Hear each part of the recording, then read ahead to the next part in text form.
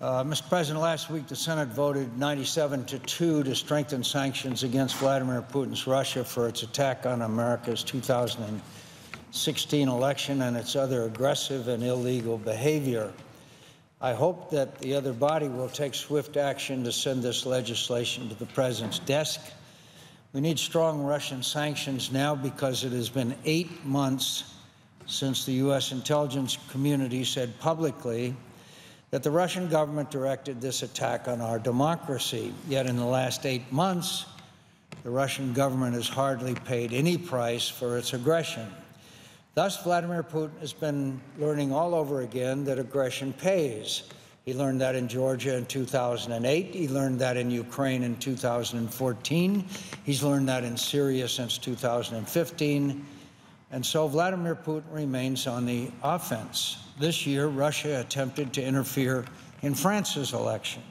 We've already seen attempts to influence German public opinion ahead of elections in September, and there is every expectation that Russia will do the same thing in the Czech Republic, Italy, and elsewhere in future elections. But perhaps the most disturbing indication of how far Vladimir Putin is willing to go to advance his dark and dangerous view of the world is what happened in October 2016 in the small Balkan country of Montenegro, when Russian intelligence operatives, in league with Serbian nationalists and others, attempted to overthrow the democratically elected government of Montenegro and murder its prime minister on the country's election day. Why would Vladimir Putin go this far? To answer this, one must understand why Russia was so interested in the outcome of Montenegro's election. Russia opposes the spread of democracy, human rights, and the rule of law across Europe, which is advanced by the European Union and protected by the NATO alliance. To Russia's great frustration, Montenegro's government had committed the country to a Euro-Atlantic future and pursued membership in both the EU and NATO. Indeed, NATO's invitation to Montenegro to join the NATO alliance in December 2015 was considered particularly insulting and threatening by Moscow. After all, Montenegro had once been part of Russia's traditional Slavic ally, Serbia. Montenegro has long been a favorite destination for Russian tourists. Russian politicians and oligarchs are reported to own as much as 40% of the real estate in that country. A few years ago, when it feared losing its naval base in Syria due to the civil war, Russia reportedly sought a naval base in Montenegro, but was rejected. Now, if Montenegro joined NATO, the entire Adriatic Sea would fall completely within NATO's borders. Montenegro's accession into NATO would also send a signal that NATO membership was a real possibility for other nations of the Western Balkans: Macedonia, Bosnia and Herzegovina, Kosovo, and according to some optimistic voices in the region, perhaps even Serbia. That's why Montenegro's October 16th election was no ordinary one. In Russia's eyes, it was a last chance to stop Montenegro from joining NATO, to thwart Montenegro's pursuit of a Euro-Atlantic future, and to reassert Russian influence in southeastern Europe. That's why there was little doubt that Russia would exert heavy pressure on Montenegro ahead of the election. Russia had already been accused of fomenting anti-government demonstrations and funding opposition parties, yet few would have guessed how far Russia was willing to go. But now we know. This April, as part of my visit to 7 countries in southeastern Europe to reaffirm America's commitment to the region, I visited Montenegro and was briefed by Montenegrin officials on the status of the investigation into the coup attempt. On April 14th, Montenegro's special prosecutor filed indictments against 2 Russians and 12 other people for their roles in the coup attempt. This past week, a Montenegrin court accepted the indictments.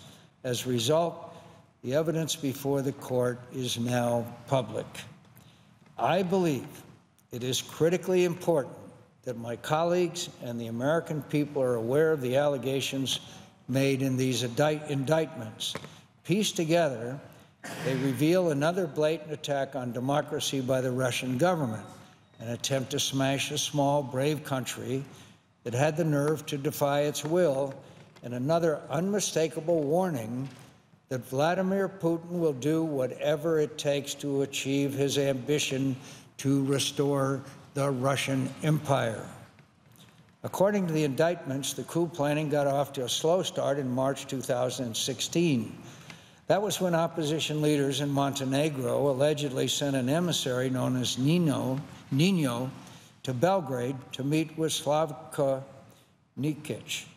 In the first meeting at Slavko's office, Nino said that he had been doing business for years in Russia, that he was in contact with powerful men in Russia. He claimed that one of the men with him was a Russian FSB agent in charge of special tasks. Nino tried to enlist Slavko and his men to lead a plot to destabilize Montenegro, and Slavko indicated he was able and willing to participate. Later, Nino and Slavko met on the Pupin Bridge in Belgrade, this time with the supposed FSB agent in tow. The Russian told Slavko it would be good if he traveled to Moscow. After these encounters in Belgrade, Nino enlisted the help of Bratislav Dikic, the former chief of Serbia's special police, and someone we'll meet later in this story, to use his contacts to check into Slavko's reliability. He didn't pass the test, and this original version of the coup plot was abandoned. It was at this point that two Russians, Eduard Shimokhov and Vladimir Popov, stepped in to take control of the plans for destabilization operations in Montenegro. Both of these men are believed to be members of the Russian military agency, the GRU. Shishmakov, in particular, already had a colorful past. In 2014, Shishmakov had been serving as deputy military attaché in Russia's embassy in Warsaw, Poland. But after a scandal involving a Russian spy network within the Polish government identified Shishmakov as a GRU agent, declared him persona non grata, and ejected him from Poland. Having taken over the Montenegro operation, Shishmakov moved quickly to contact Serbian nationalist Sasha Senjulic. The two had first met in Russia back in 2014 when they discussed their opposition to the EU and NATO. Shishmakov even offered to help support Senjulic's organization, the Serbian Wolves, which promotes Pan-Slavism and close relations between Russians and Serbs and opposes NATO and the government of Montenegro. The two met again in Moscow in 2015. This time, Shishmakov had Senjulic submitted to a polygraph test that lasted hours. After the test went well, Shishmakov sent Senjulic home with $5,000 and a promise to contact him if something urgent came up. That was in the spring of 2016. Shishmakov wrote to Senjulic that Montenegro's Prime Minister Milo Djukanovic and his government must be removed immediately, and that the people of Montenegro must rebel in order for this to happen. Then in September 2016, Shishmakov told Senjulic to urgently come to Moscow. Shishmakov even sent $800 to Senjulic to buy his ticket. It was no trouble for Shishmakov to send the money. After all, he sent it from a Western Union conveniently located on the same street as GRU headquarters in Moscow. Once in Moscow, Shishmakov and Senjulic discussed the planning and operation of the plot to overthrow the Montenegrin government, install the opposition in power, and abandon all plans for Montenegro to enter NATO. Shishmakov said opposition leaders from Montenegro had already visited Moscow a number of times and were in agreement with the plan. In total, Senjulic received more than $200,000 to support the operation. He used these funds to pay personnel, acquire police uniforms and equipment, and purchase weapons, including rifles, gas masks, bulletproof vests, electrical tranquilizers, and a drone with a camera. He was also provided encrypted phones to enable secure communications between the coup plotters and GRU agents. Sanjelic and Shizmakov stayed in close touch as preparations continued ahead of the October elections. The plan was this. On Election Day, the Montenegrin opposition was planning large protests in front of the parliament, expected to draw nearly 5,000 people. Sanjelic and his co-conspirators, including Bratislav Dikic, the former commander of the Serbian Special Police, would recruit as many Serbian nationalists as they could to travel from Serbia to Montenegro to join the demonstrations. They were hoping 500 would join the protests and be ready to act when called upon. As the protests were underway, a group of 50 armed men, recruited by Shizmakov and wearing police uniforms provided by Sanjelic, would ambush and kill the members of Montenegro's special anti-terrorist unit to prevent them from interfering with the coup. The armed men, still wearing their police uniforms, would then proceed to the Parliament building, where they would begin shooting at members of the police defending the Parliament building. They hoped to create the impression that some members of the police were changing sides and joining the protesters against the government. As the coup plotters saw it, this was poetic justice reminiscent of how former Serbian president and convicted war criminal Slobodan Milosevic had fallen from power. Led by the coup plotters and the Serbian nationalists, who would wear blue ribbons to be recognizable to one another, the protesters would then storm the Parliament building and declare the victory for the opposition. Within 48 hours, a new government would be formed and arrests would be made across the capital, including of Premier Minister Djukanovic. If the Prime Minister could not be captured, he would be killed. The coup plotters obviously wanted to create chaos, and it appears they may have had someone in mind to blame for the violence. Ahead of the election, the Montenegrin opposition hired a U.S. company to provide services, including counter-surveillance and planning to exact personnel from the Montenegrin capital around the time of the election.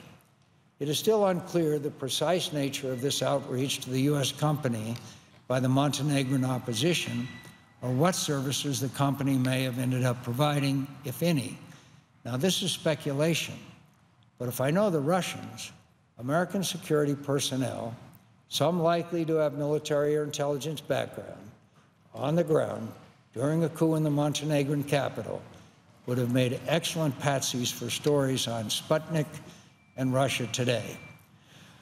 Fortunately, one might even say luckily, the plan never got off the ground. 4 days before Election Day, one of the coup plotters got cold feet and informed the Montenegrin authorities. On Election Day, Montenegrin police arrested 20 Serbian citizens, including the on-the-ground leader of the nationalist protesters, Bratislav Dikic, the former commander of the Serbian Special Police. News of the arrest sparked fear among others involved in the plot, many of whom retreated to Serbia. Furious that the plot had been disrupted, Shizmakov, the Russian GRU agent, grasped at straws for new ways of bringing down the Montenegrin government. He ordered Sanjelic to procure an assassin to kill the prime minister. Sanjelic did not carry out that order and later turned himself in to police, fearing he'd be next for assassination by the GRU. Shizmakov also ordered a false flag attack on the opposition party headquarters to create the appearance of an attack by the government. He even hoped to entice one of the political parties that was part of the prime minister's coalition to leave the government with a bribe using Russian money funneled through Chechnya. Again, fortunately, none of this worked. Montenegrin police made several arrests in the aftermath of this failed coup attempt, but those arrests did not include the alleged GRU agents, Mr. Shizmakov and Mr. Popov. They were in Belgrade, Serbia's capital. Presumably, Montenegrin authorities hoped the Serbian government would consider extraditing the pair to Montenegro, as the government had done with some of the lower-level coup plotters. But that did not happen, and the two Russian agents returned to Moscow. Mr. President, I know that sounded a little complicated.